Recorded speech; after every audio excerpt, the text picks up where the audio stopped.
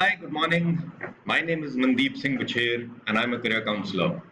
I help school and college students in planning for their higher education and career options. Today, the topic that we're going to talk about is planning after class 10. Many parents write to us when the children have either finished class 10 or entered, and they're wondering, how do I help my child plan for his higher education? How do I help my child plan for her career after class 10? Now, this takes on questions in different forms, like what subject should I choose in class 11? Many parents and students want to understand career choices available. So they actually want to understand, okay, if I take physics, chemistry, maths, what can I do after that? If I take biology, what can I do after that? Commerce, humanities. So they want to really understand and get a lot of information. Some parents understand that interest and aptitude are important considerations. So their questions revolve around how do I gauge, how do I understand what is my child's interest, what is her aptitude, etc., etc. And then there are parents who come with very specific questions.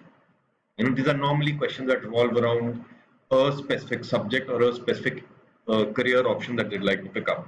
So my child is very keen on sports, or my child just doesn't like maths. What can I do without maths, etc., etc. So I want to address the second question that I had mentioned over here: career choices available. This is a very vast subject. In my opinion, it's not correct to get into this discussion at the stage of class 10 or at this stage. It should be a discussion that should happen earlier because it's such a large topic. It takes time to really understand what all career options are available after each subject.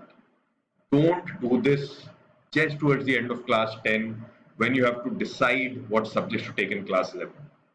This should be a ongoing exercise. This should be an exercise wherein you have time and access to resources that can share such information with you. For the others, what I've seen is that normally parents go about in one of two ways. Because when it comes to planning, there are two ways to do it. The first is elimination. Personally, I don't like elimination because what ends up happening is parents and students end up focusing on what they can't do. I don't like maths, so science is out of the question. I don't like history, so I'm not going to take humanities. I don't like biology, that's out of the question. So what happens is they end up choosing something about which they have no idea. Perhaps they've never studied economics or accountancy earlier. Yeah, so this should be a good option because I don't want to do maths or I don't want to do physics. It focuses on the wrong part of your child's personality. Second way to go about planning, and personally the approach that I prefer is selection. Because here the focus is on what you can do. How do you figure out what you can do? Well, you understand your strengths, you understand your personality, you understand your interest areas, you understand your skills and aptitude. You focus and understand on all that, put it all out on a piece of paper, connect the dots, and find an option that is most likely. There are no guarantees, but ultimately it's a planning exercise. You end up with an option that is most likely to suit you in the future. What I'd like you to do if you're watching this video is start a conversation. Reach out to someone you trust. Reach out to us. We'll be more than happy to help you on this journey. Write to us at counselor@mindscan.edu.in. I hope you found this useful.